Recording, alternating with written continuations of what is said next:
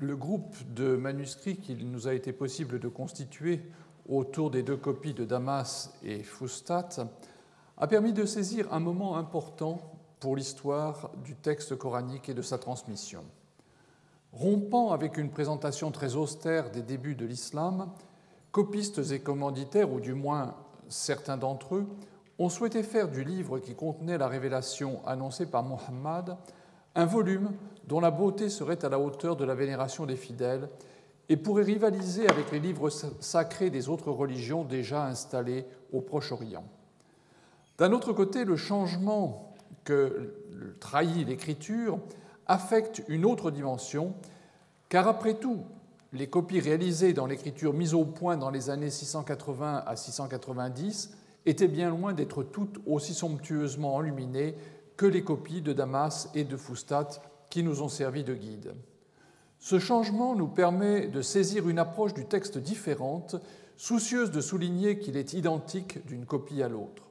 Le style, que j'ai proposé de définir par le sigle O1, connaît au moins régionalement une importante diffusion si l'on en juge par le nombre des fragments qui ont été préservés, principalement dans le fond de Damas et, dans une moindre mesure, dans celui de Fustat. Il a sans doute été employé jusque dans la première moitié du VIIIe siècle pour répondre à une demande très variée.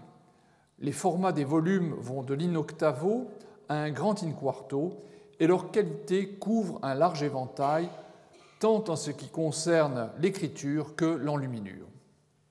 En à peine un demi-siècle, une transformation considérable avait pris place.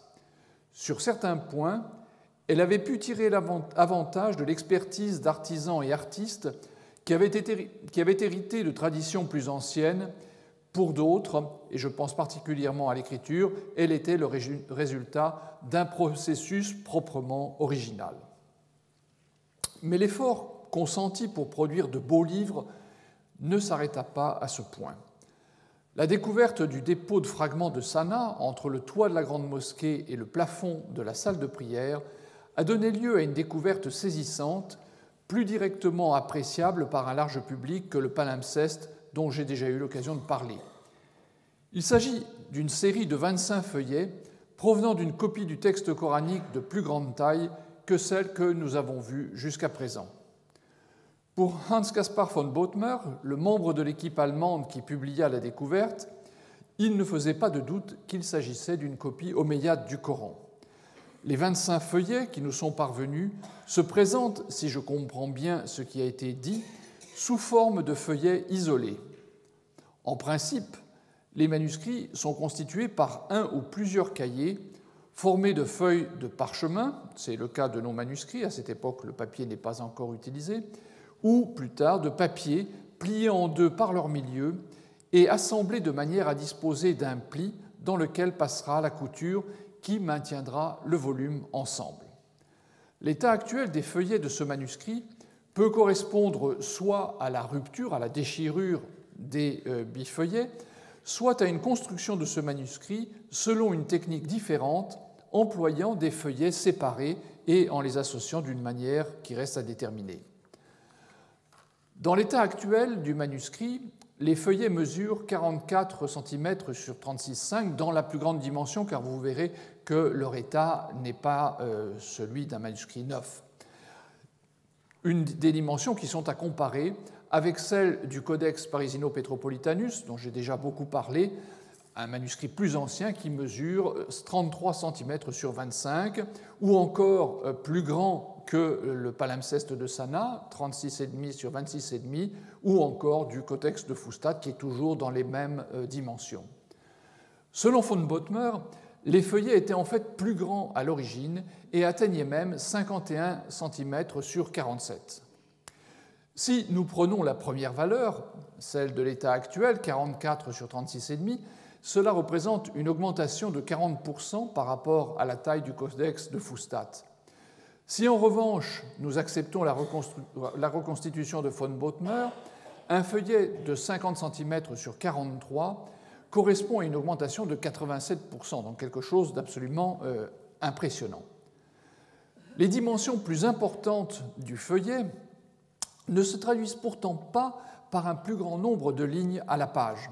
En fait, on en compte seulement 20 contre 25 sur le codex de Fustat ou entre 21 et 28 pour le codex Parisino-Petropolitanus, qui représente assez bien l'état du premier groupe de manuscrits en écriture hijazi.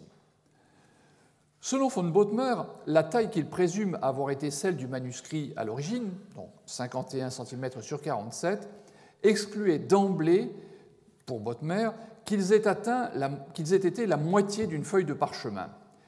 Il avait remarqué que la séquence des côtés du parchemin faisait que les côtés de même nature se faisaient face dans le manuscrit dont je parle en ce moment. Dans le monde musulman, et ce que vous voyez illustre une situation habituelle, le parchemin préparé à partir de la peau d'un animal, généralement du mouton, conserve d'ordinaire, au terme du processus de fabrication, une différence de couleur et d'apparence entre le côté où se trouvait le pelage de l'animal et celui qui était au contact de la chair de celui-ci. Sur cette photo, pardon, j'ai sauté une diapositive.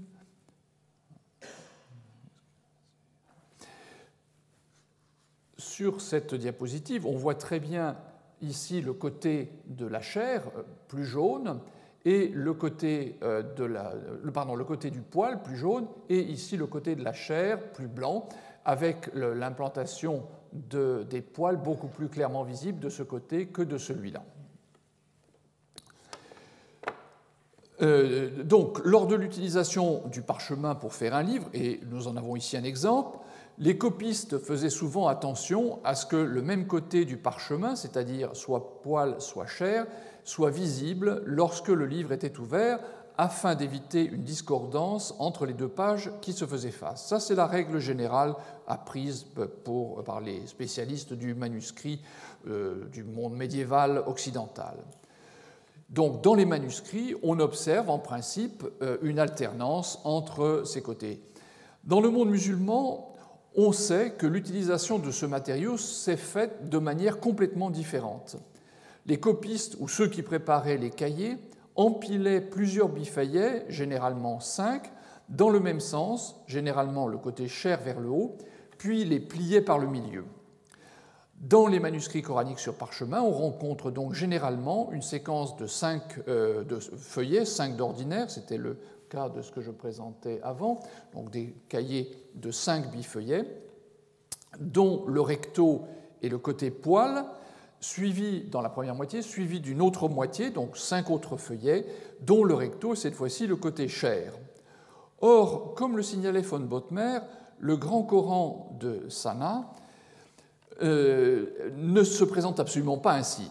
Sa confection est en revanche conforme à ce que j'ai décrit au départ, c'est-à-dire un manuscrit où quand vous ouvrez en quelque endroit que ce soit le manuscrit, vous avez d'un côté le côté poil et de l'autre côté le côté poil, et puis quand vous ouvrez la double page suivante, vous avez cette fois-ci le côté chair face au côté chair. Pour von Bothmer, qui était familier avec la séquence des côtés du parchemin qui domine largement dans les copies plus tardives du Coran, cette façon de faire, qu'il observait dans le fragment de Sanaa, n'était explicable que si les artisans en charge de la préparation du manuscrit avaient utilisé une feuille entière de parchemin pour chaque feuillet. Le copiste disposait alors de toute latitude pour organiser les feuillets comme il l'entendait. De ce fait, le manuscrit était construit différemment puisqu'il n'était pas possible de former des cahiers de la manière habituelle par pliage en deux des feuillets de parchemin. Donc ça, c'est la reconstruction proposée par von Bothmer, donc d'un volume qu'on appelle techniquement un in plano, où effectivement, comme chaque feuillet est une feuille à soi seule, on peut la mettre soit dans un sens, soit dans l'autre, on n'est pas contraint par le pli. Or, depuis la publication de ce manuscrit, l'étude des manuscrits coraniques du 7e siècle montre qu'à l'origine, les choses étaient beaucoup plus complexes.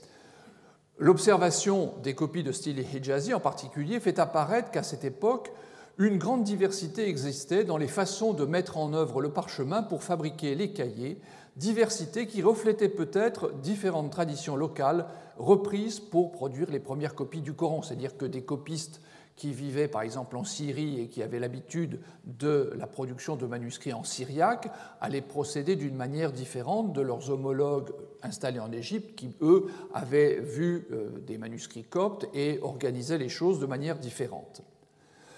Ainsi, le Codex Parisino-Petropolitanus, dont j'ai beaucoup parlé, qui nous a servi de fil directeur dans l'évocation de la tradition manuscrite de style hijazi, présente-t-il cette même séquence, celle qu'on connaît bien en Occident, où on a précisément les côtés chair face aux côtés chair et les côtés poil face aux côtés poil. Or, le manuscrit dont je parle, le Codex Parisino-Petropolitanus, est constitué de cahiers formés par les bifeuillets. Donc il n'y a pas antinomie entre cette séquence et le pliage. Il y a plus. Si l'on produit les cahiers par pliage, on obtiendra directement des cahiers dans lesquels la séquence des côtés sera similaire à ce que von Bothmer avait observé dans le manuscrit de Sanna. En fait, si vous prenez une feuille de parchemin ou une feuille de papier, imaginez que ceci soit du parchemin avec le côté poil de ce côté-ci et le côté chair de l'autre. Quand je plie, automatiquement, j'amène le côté poil en face du côté poil et les côtés chair en face du côté chair. En fait, c'est de la topologie. C'est quelque chose de parfaitement naturel. Donc, le manuscrit, loin d'être une exception, est presque une chose naturelle si l'on plie le parchemin. Or, un manuscrit conservé aujourd'hui à Dublin, et dont je vous reparlerai, de dimension très proche de celle de la copie de Sanna, 47 sur 138, nous donne une autre piste. En effet, l'examen de cette copie permet de constater qu'elle était faite de bifeuillets dont un bon nombre sont aujourd'hui cassés. La taille actuelle du manuscrit de Sanna est parfaitement compatible avec celle du manuscrit de Dublin, dans lequel on rencontre encore quelques exemples où le bifeuillet est complet, c'est-à-dire qu'au lieu de s'être cassé, le pli est resté entier, on voit que c'est une feuille qui est pliée en deux. Donc on sait qu'un manuscrit de la taille de celui de Dublin, équivalente à celle du manuscrit de Sanna, peut tout à fait résulter du pliage d'une feuille en deux. C'est ce qu'on appelle en fait, en terminologie traditionnelle, un format in folio, c'est-à-dire que chaque feuillet est la moitié d'une feuille entière de parchemin. J'ajouterai une dernière observation. Si le manuscrit est construit en utilisant une feuille de parchemin pour chaque feuillet, il est nécessaire de coudre les feuillets pour assurer la cohérence du manuscrit. C'est-à-dire que si on prend cette structure, au moment où on veut tenir les feuillets ensemble, il faut bien les coudre. Et pour les coudre, à ce moment-là, on se heurte à un problème technique qui a des solutions, mais qui est assez complexe, soit de percer toute l'épaisseur du manuscrit pour faire passer le fil dans l'épaisseur, soit de lui installer des sortes de faux plis avec une extrémité de la feuille, de manière à pouvoir coudre, sinon le manuscrit ne tient pas ensemble. Donc techniquement, ce manuscrit pose des problèmes, et dans les vestiges du manuscrit tel qu'on peut l'observer à Sanna, il n'y a pas de trace de couture dans l'épaisseur du feuillet, et il n'y a pas non plus trace de ce pli avec une petite partie de la feuille pour faire la couture. Donc on n'a pas d'argument vraiment très fort pour défendre cette idée d'un volume in plano. Les dimensions du manuscrit étaient imposantes, non seulement en raison de la taille des feuillets, mais aussi à cause de leur nombre. Les 25 feuillets conservés présentent en effet peu de choses si on les rapporte à ceux que comptait originellement le manuscrit. Pour von Bothmer, le codex comportait à l'origine 520 feuillets. Ce chiffre est à lui seul un argument assez fort contre l'idée que j'évoquais à l'instant d'une couture par perforation de l'épaisseur du manuscrit. Donc, ce qui est surtout frappant, c'est que si on se fonde sur ce qui nous reste, on constate que finalement on a une infime partie du manuscrit, 5% environ. L'écriture est particulièrement frappante.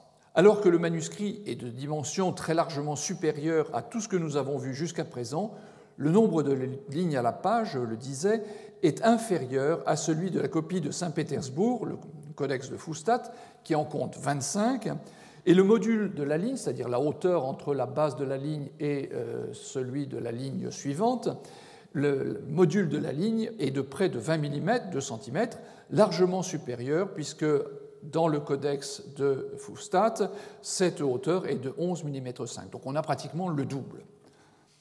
De fait, les lettres du manuscrit sont désormais beaucoup plus épaisses, ce qui implique sans doute un changement d'instrument pour les écrire, mais probablement aussi l'adoption par le copiste d'une autre position pour transcrire le texte, surtout s'agissant de feuilles de cette taille, il fallait qu'il ait un support pour pouvoir travailler de manière correcte. Les formes des lettres, si on les regarde de plus près, ne sont pas l'agrandissement de celles de l'écriture que j'appelle O1b, celle du codex de Fustat. Elles correspondent à une esthétique radicalement différente, avec des caractères plus gras et, bien qu'il n'y ait que 20 lignes à la page, plus trapus en apparence que ceux du manuscrit de Fustat, par exemple, qui est plus petit. Les formes ont changé, le retour inférieur de l'alif s'est étoffé, la haste du kaf final cesse d'être en oblique et devient verticale, le mime conserve bien l'apparence écrasée de cette écriture que nous avons vue précédemment, mais il est pourvu cette fois d'une courte queue horizontale et pointue. Enfin, le nun final et isolé perd de son ampleur, alors que la partie supérieure de la lettre conserve une orientation similaire à celle que nous avons observée dans l'écriture de type O1 et une discrète incurvation de l'élément central, le retour inférieur s'est considérablement raccourci. La taille même du manuscrit invite à penser qu'il a été produit dans un atelier et que plusieurs intervenants ont pris part à sa réalisation. Il manque malheureusement, 5% du manuscrit c'est finalement très peu, il manque malheureusement trop de feuillets pour pouvoir étudier les variations qui correspondraient à différentes mains. L'orthographe du manuscrit montre également une poursuite de l'évolution vers la scriptio plena, dans la mesure où le manuscrit n'a pas été complètement publié et où, comme je le disais plus tôt, nous n'en possédons qu'une faible partie. Il n'est pas possible ici de vous présenter une vue d'ensemble de la situation de l'orthographe. Toutefois, on observe que plusieurs des occurrences des mots qui m'ont servi pour évaluer l'état de l'orthographe à l'époque ancienne sont désormais écrits avec un alif pour indiquer la voyelle longue. On notera en revanche que se maintient la graphie ancienne de Bi-Ayat avec un denticule supplémentaire par rapport au rasme haussmannien moderne adopté par l'édition du Caire. Une autre nouveauté, à côté de l'ajout des alifs pour marquer le A long, est l'orthographe de la préposition ala, dont la longue finale, au lieu d'être rendue, comme c'est maintenant le cas, par un ya, en termes techniques un alif maksura, est marquée par un lam alif. La date d'apparition de cette façon d'écrire reste peu claire, mais le manuscrit de Sana pourrait être un des premiers à l'intégrer. Les traits diacritiques, comme vous le voyez, sont encore peu nombreux. En revanche, les voyelles brèves, indiquées par des points rouges, sont maintenant plus fréquentes.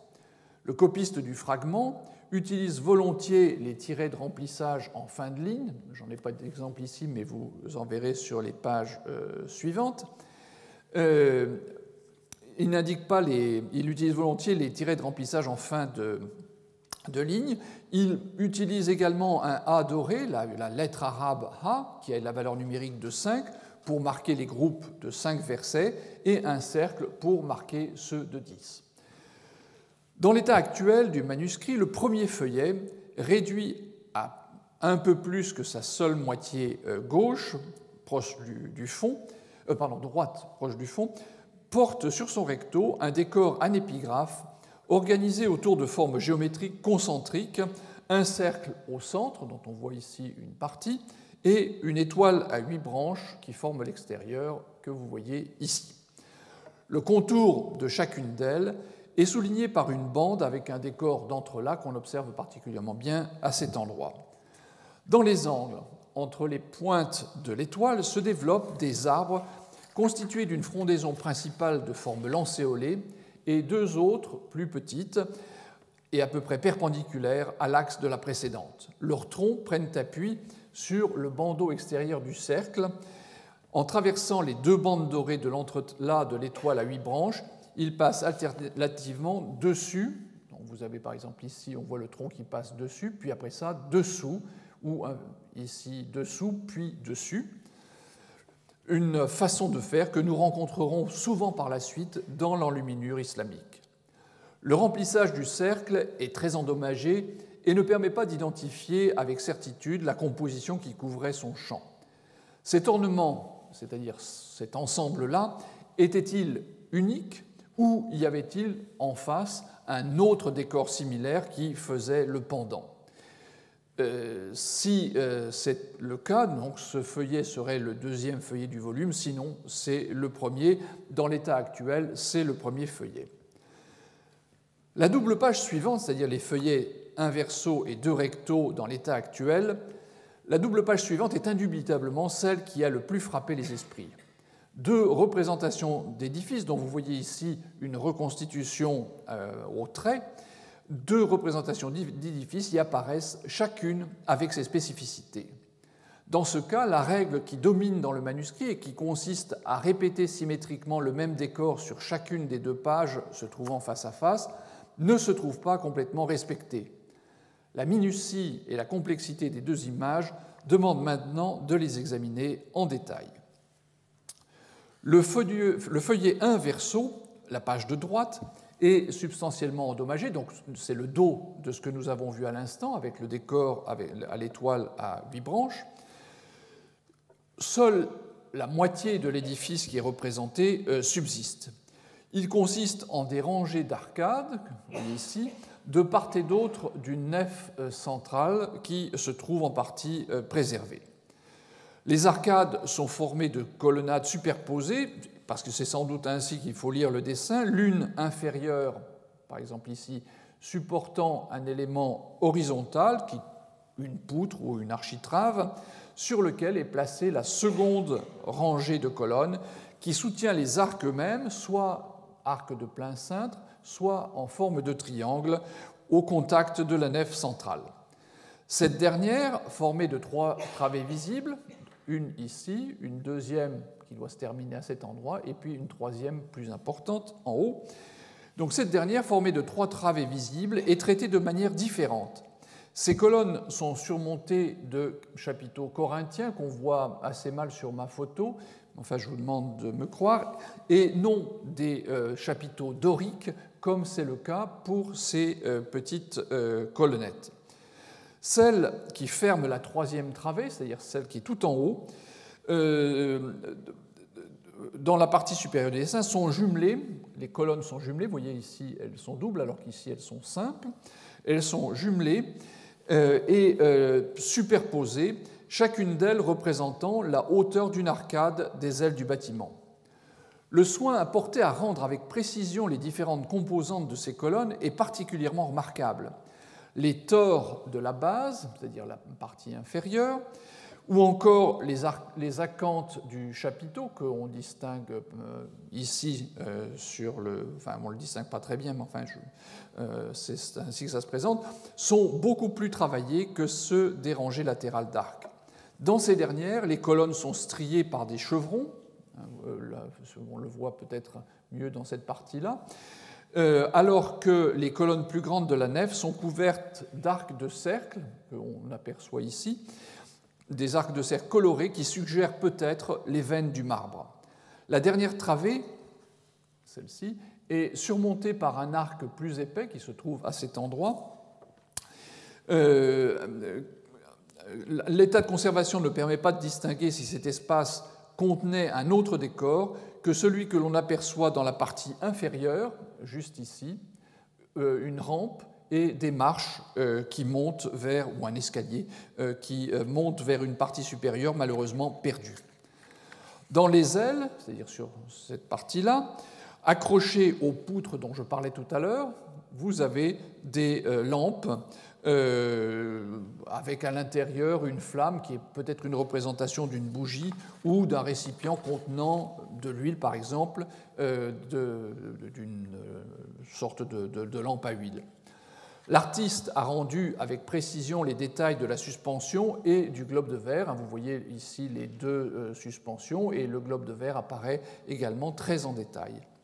Dans les écoinçons entre les arcs, c'est-à-dire dans ces zones qui se trouvent ici, le décor polychrome qui apparaît pourrait faire allusion à des décors colorés et on pense naturellement à des mosaïques qui sont bien représentées dans la tradition omeyyade.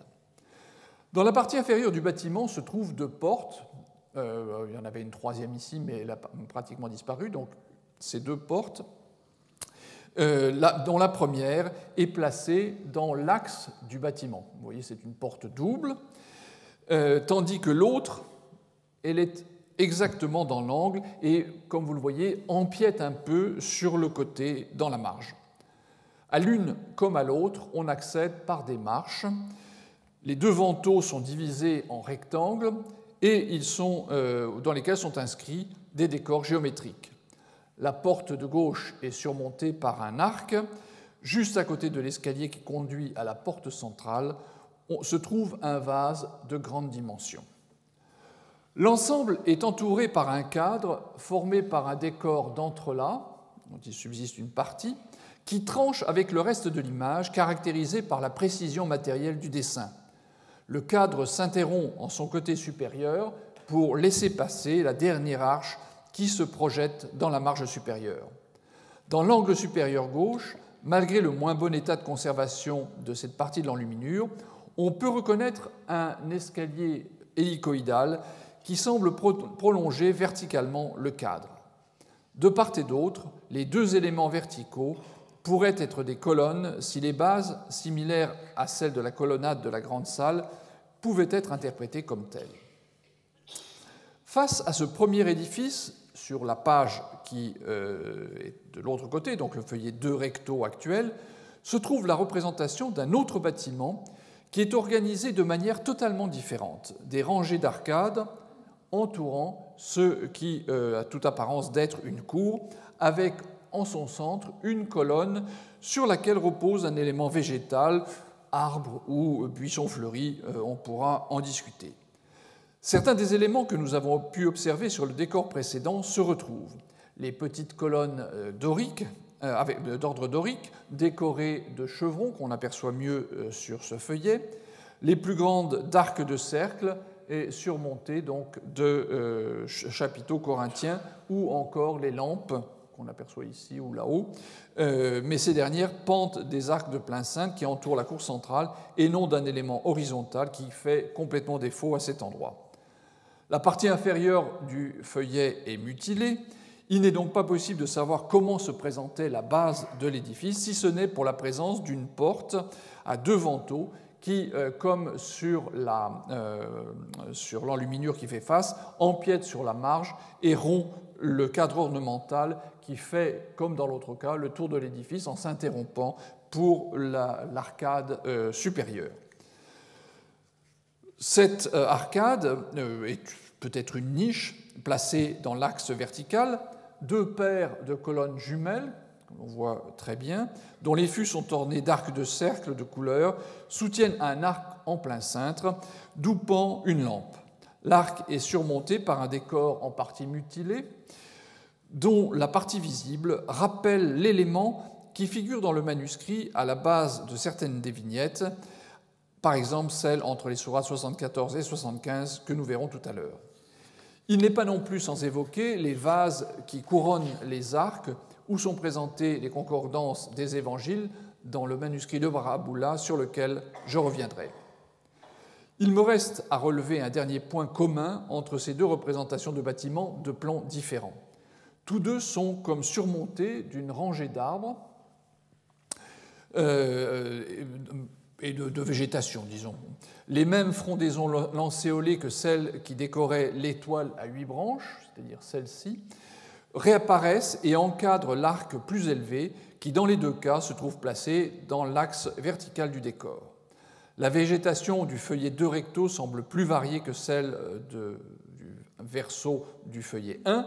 Dans les 2 cas, l'arc ou la niche prend place au milieu de cette bande de verdure. Cette façon de faire est attestée dans des peintures d'une copie des évangiles, celle dite de Raboula, conservée à Florence.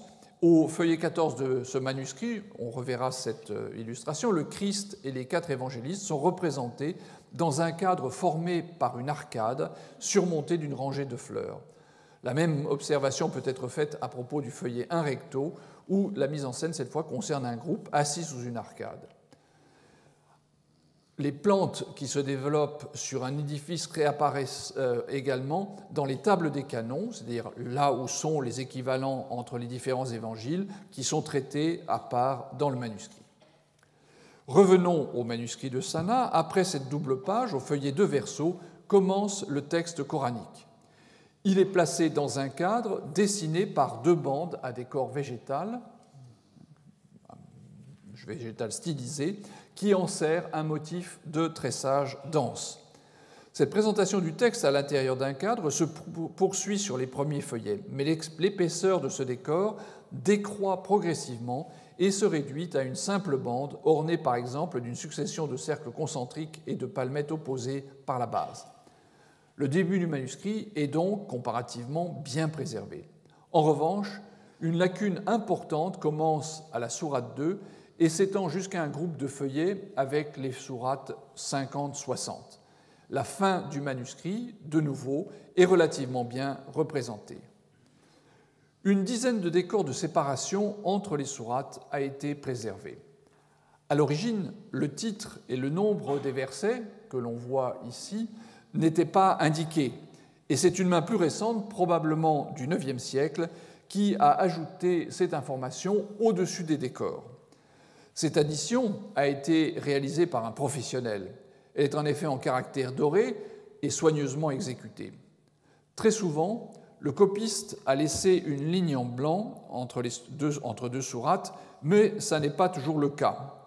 C'est ici, en bas de page, donc c'est un mauvais exemple, mais dans le cas présent, vous voyez que le copiste est arrivé à la fin de la sourate avec un seul mot qu'il a écrit donc au début de la ligne, et au lieu de sauter toute une ligne, il a décidé d'écrire la basmala sur la ligne suivante. Donc une partie du décor se développe sur cette zone et pose le problème donc, de la séparation entre les sourates. Dans le cas présent, donc, le copiste n'a pas pensé tellement à ce qu'allait faire son collègue enlumineur. En revanche, la transcription de la sourate 67, celle que nous voyions précédemment, ayant amené le copiste à écrire presque jusqu'en bas de la page, lui a permis de laisser un espace équivalent à 2 lignes peut-être, où l'enlumineur a cette fois eu toute la place d'installer un décor de forme régulière, ce qui n'était pas le cas avant. Mais le plus souvent, l'artiste dispose d'une ligne complète, et non pas de 2, comme c'est le cas ici, et sur une longueur variable de la fin de la dernière ligne de la sourate précédente. De ce fait, les décors prennent souvent une forme complexe et tentent à juxtaposer 2 éléments décoratifs adaptés à l'espace disponible. Très souvent, comme c'est le cas ici, la partie la plus étroite est occupée par un décor végétal, une tige qui se glisse entre les 2 lignes jusqu'à la limite de la surface d'écriture dans la marge intérieure ou extérieure. Dans la partie la plus large, équivalente en hauteur jusqu'à 2 lignes de texte, on rencontre des compositions très raffinées. Elles font appel à des rinceaux complexes, fortement structurés, des arabesques, des décors géométriques ou encore des juxtapositions de palmettes stylisées en forme de cœur. Il existe des exceptions à cette façon de faire dans le petit groupe des décors de sourates que nous connaissons. Entre les sourates 68 et 69, par exemple, l'enlumineur a utilisé l'espace non pas pour juxtaposer 2 décors différents, un plus mince à droite, l'autre plus épais à gauche, mais pour y définir 2 registres horizontaux de longueur différente où se déploient 2 bandeaux, chacun avec sa propre composition. Les cadres sont, dans pratiquement tous les cas, indiqués par des filets dorés, par exemple, comme dans cette sourate, mais dans la partie que nous ne voyons pas ici. Le décor des sourates repose principalement sur la répétition d'un module décoratif de base par juxtaposition dans l'axe horizontal à l'intérieur du bandeau. Quelques exemples de ce procédé figurent dans les codex de Damas et de Fustat. Dans le premier, qu'on voit apparaître sur l'écran, nous avons même observé la répétition d'un élément en dehors d'un cadre, donc Donc cet élément est répété sans qu'il soit inscrit dans un cadre, et le procédé est le même que celui qu'on observe sur le manuscrit de Sanna. Dans le codex de Fustat, il a été employé pour les décors de rinceaux ou les cornes d'abondance qui se développent librement à partir d'un vase dans la mesure où on a un élément de base qui est répété de manière plurielle. Le répertoire décoratif du manuscrit de Sanna fait appel à la géométrie qui intervient avant tout pour structurer les bandeaux, notamment en se superposant sous forme d'un réseau de lignes blanches sur le fond coloré. Vous en avez ici un exemple très clair, mais on le distingue aussi là-bas où on retrouve cette même façon de faire. Ainsi, avant les sourates 75 et 91 qui apparaissent sur l'écran, une série de losanges définit des espaces en forme de triangle ou de carré placés sur la pointe. Dans le premier exemple, qui se cantonne à un répertoire purement géométrique, il s'entrelace avec des cercles, donc c'est le cas là-haut, alors que dans le deuxième, ces derniers prennent l'apparence plutôt d'un rinceau avec un élément de feuillage qui apparaît à intervalles réguliers. Ils supportent des formes végétales qui apparaissent assez proches de cet élément décoratif que je signalais tout à l'heure au sommet de l'édifice du folio de recto, et ici ils occupent les triangles latéraux. Dans les carrés, ce sont des sortes de rosettes qui prennent à peu près le même rôle. Dans d'autres cas, la composante végétale est seule dans le bandeau, comme dans le cas de la sourate de la dernière ligne du décor qui se trouve après la dernière ligne de la sourate 67. Dans cet exemple, les tiges qui supportent les feuilles ou les fleurs se développent à l'intérieur des boucles du rinceau et se présentent comme des filets blancs. Donc, au lieu d'indiquer les contours des formes géométriques, le filet ici suit la forme du rinceau. Mais son effet est le même, celui de structurer le décor de manière tout à fait claire. Les composantes végétales commencent dans le manuscrit à s'écarter des conventions d'une représentation réaliste, comme cela était le cas dans le codex de Fustat, où les grappes et les feuilles étaient facilement reconnaissables. Ici, en revanche, il faut interpréter des indices pour reconnaître et distinguer les feuilles des grappes. Une inspiration analogue a présidé à la composition qui sépare les sourates 99 et 100. Le parcours des tiges qui supportent les éléments végétaux est particulièrement complexe, comme vous le voyez, dans l'association de rinceaux de type habituel courant le long du bandeau et de boucles complexes en forme de 8, alternativement orientées verticalement puis horizontalement. Ce sont ces boucles dont je parle, donc qui ont une forme de 8 si l'on veut, mais ce n'est pas effectivement tout à fait ça, qui sont donc tantôt horizontales, tantôt verticales. Ces tiges créent des compartiments dans lesquels prennent place les éléments végétaux. D'autres bandeaux optent de manière plus nette pour un répertoire abstrait. Le bandeau qui précède la sourate 85, par exemple, repose sur l'utilisation des palmettes cordiformes, une forme qui, vous allez le voir, joue un rôle très important dans le minure de cette époque. Donc c'est cet élément-là, la palmette cordiforme, qui, vous le voyez ici, prend presque, avec la juxtaposition d'une autre rangée de palmettes, la forme d'un losange. Les extrémités de ces décors retiennent l'attention. Quand il s'agit des tiges porteuses de fruits ou de fleurs stylisées, on en a vu des exemples tout à l'heure, elles s'achèvent dans la marge par une ultime floraison assez discrète. Dans le cas des bandeaux plus larges, la solution est différente. Le décor lui-même s'achève légèrement en retrait par rapport à la surface d'écriture, son petit côté servant alors de support à un autre ornement, une vignette, qui empiète plus ou moins dans la marge.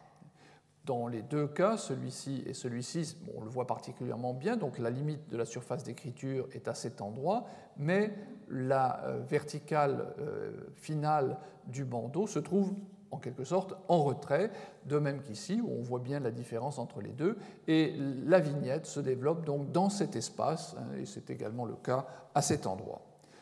Les formes rencontrées pour ces vignettes varient considérablement, certaines adoptant une forme lancéolée, c'est le cas ici, tandis que d'autres sont formées par un assemblage complexe d'éléments d'inspiration végétale, et un peu moins clairement ici.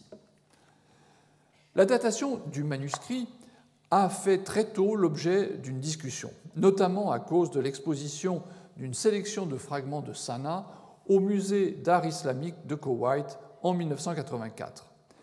Dès ce moment, l'attribution à l'époque omeyyade a été défendue par von Bothmer et par Marilyn Jenkins sur la base de l'analyse des décors et de leur comparaison avec des œuvres d'art contemporaines.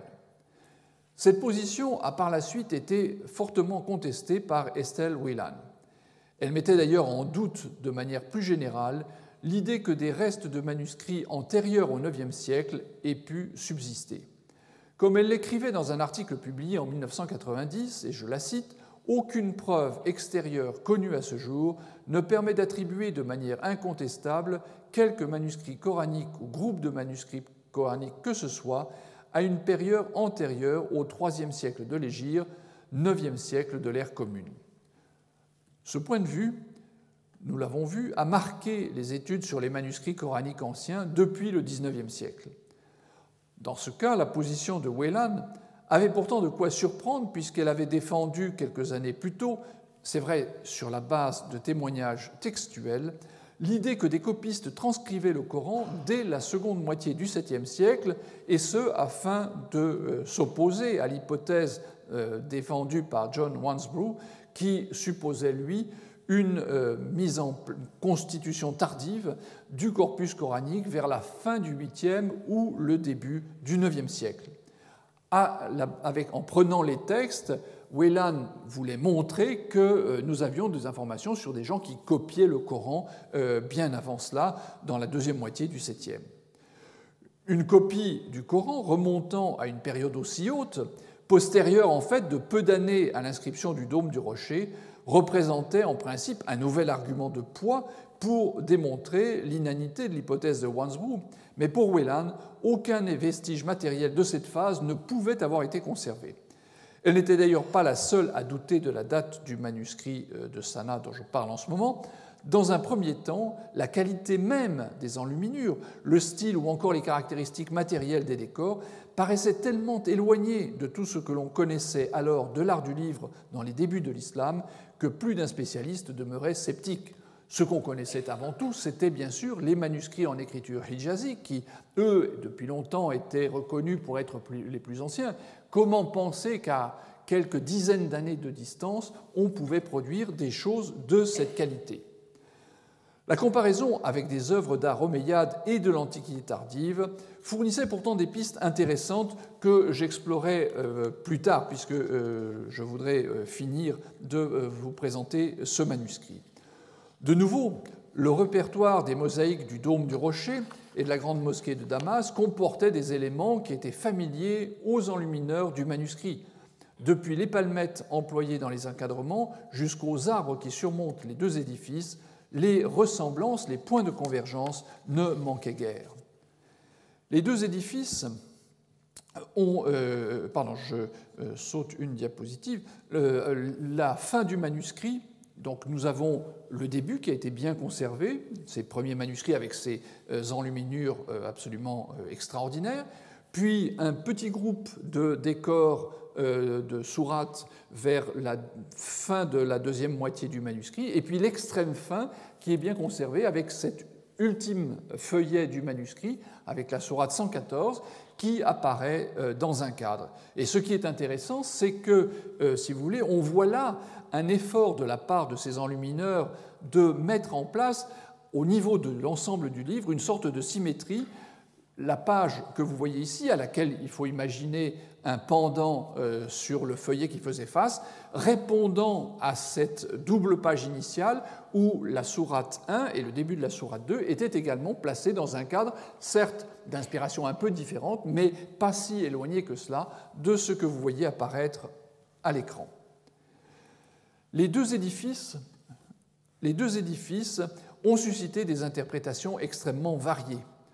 On a par exemple proposé d'y reconnaître une représentation des chambres paradisiaques dont il est par exemple question dans le verset 75 de la sourate 25. Et je cite « Ceux-là auront pour récompense les salles du paradis, Khurfa », ou encore un passage de la sourate 34, et je cite de nouveau « Ceux-là auront des salles, Khuraf », donc c'est la même racine, au-dessus desquelles d'autres salles seront construites et au pied desquelles couleront des ruisseaux.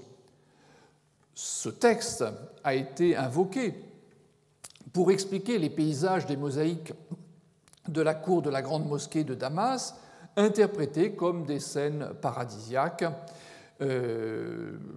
avec des jardins où coulent des ruisseaux, au pied de pavillons et de maisons qui les dominent. Le détail et je cite de nouveau le passage auquel je faisais référence, les détails des salles au-dessus desquelles d'autres salles seront construites s'appliqueraient particulièrement à la peinture du feuillet 1 verso, où on a cette espèce d'empilement d'étages. Toutefois, l'hypothèse de von Bothmer, qui pensait que les édifices étaient des mosquées, a été le plus souvent suivie par les commentateurs du manuscrit. L'historien de l'art allemand poussait plus loin son raisonnement. Pour lui, les deux édifices aux caractéristiques si différentes sont en fait des représentations non pas de mosquées en général, mais de mosquées extrêmement précises. Celle de Damas, au feuillet 1 verso, c'est-à-dire celle-ci, celle de Damas, et celle de Médine au feuillet 2 recto. La mosquée de Damas, que vous connaissez certainement, étant une salle hypostyle, une grande salle hypostyle, tandis que la mosquée de Médine comporte une cour centrale. Ces deux mosquées ont été remodelées à l'initiative du calife Al-Walid Ier, et le manuscrit serait donc une commande impériale destinée à commémorer et exalter l'action du calife. Le manuscrit produit sans doute sur ordre du calife était en quelque sorte un outil de propagande pour représenter dans les provinces deux grandes réalisations califiennes, les mosquées donc de Damas et de Médine.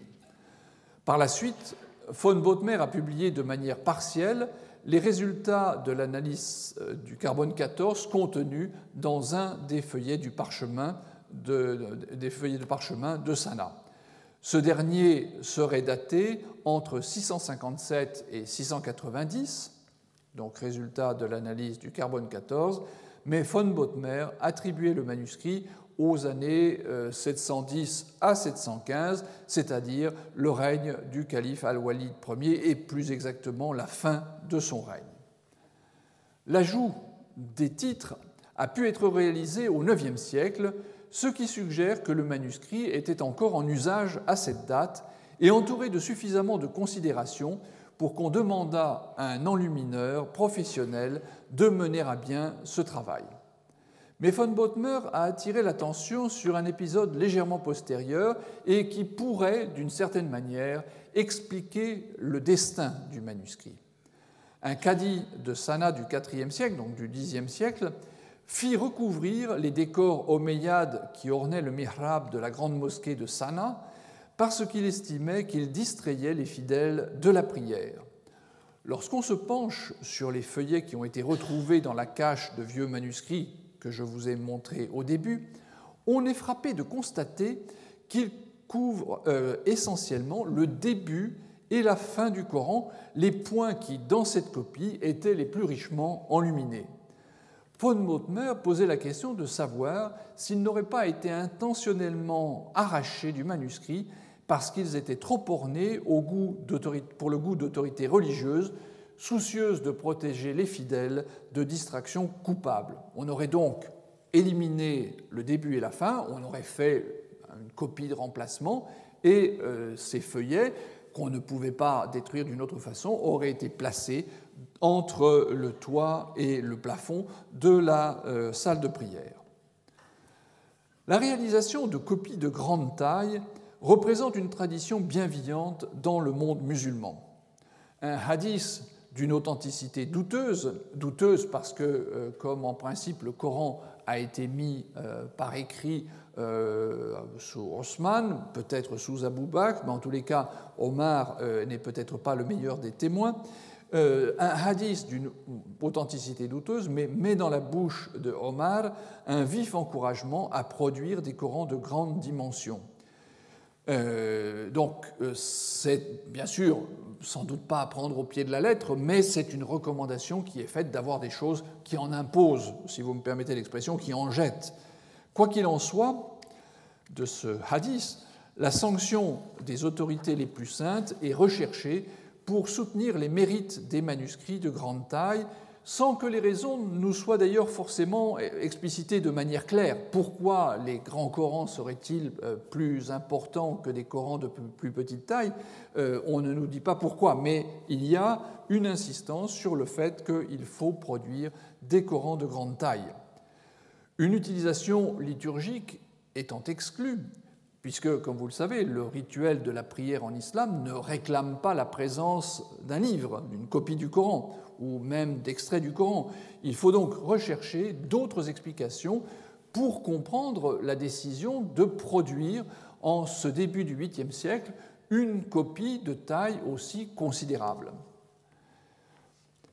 En les replaçant dans le contexte de la fin du Proche-Orient de cette époque, de la fin de l'Antiquité tardive, les manuscrits coraniques de grand format peuvent être compris comme une façon d'affirmer la place de l'islam face aux religions présentes à cette époque dans la région et de reprendre, en le détournant à son profit, l'usage qu'elles font de volumes de grande taille pour leurs écritures.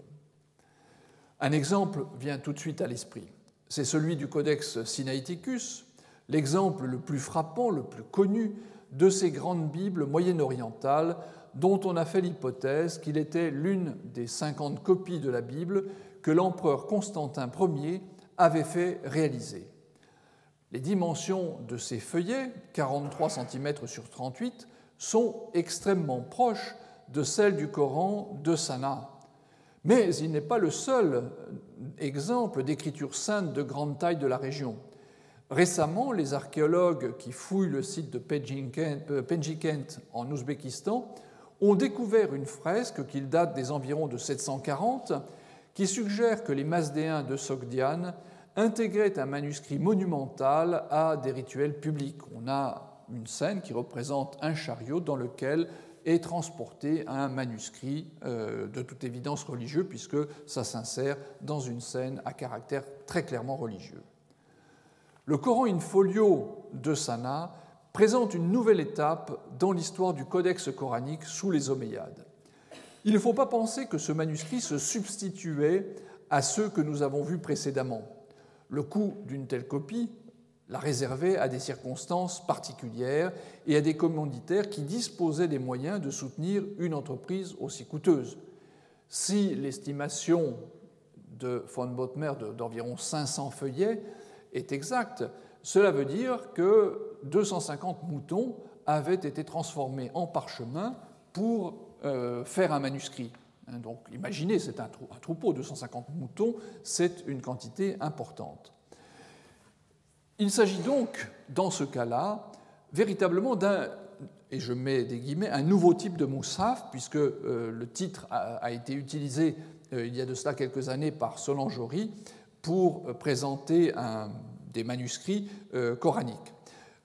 Là, on peut vraiment parler de Mus'haf, parce qu'il s'agit, le Mus'haf, c'est la désignation arabe du codex coranique. C'est un nouveau type de Mus'haf parce qu'il exploite des ressources techniques qui, jusqu'alors, n'avaient jamais été mises en œuvre pour diverses raisons. Même s'il n'est sans doute pas le premier exemple d'in-folio, je pense effectivement qu'il existe un in-folio plus ancien, mais qui ne répond pas à ces besoins que traduisent le manuscrit de Sana, puisque c'est un manuscrit de grande taille, mais avec beaucoup de lignes à la page. Donc ça veut dire que c'était une autre façon d'utiliser le parchemin. Même si donc le manuscrit n'est pas le stricto sensu le premier exemple d'in-folio coranique, il est certainement le premier à exploiter les possibilités offertes par ce format de manière aussi habile, le ou les copistes inventant même un style d'écriture destiné à donner littéralement du volume à la parole divine.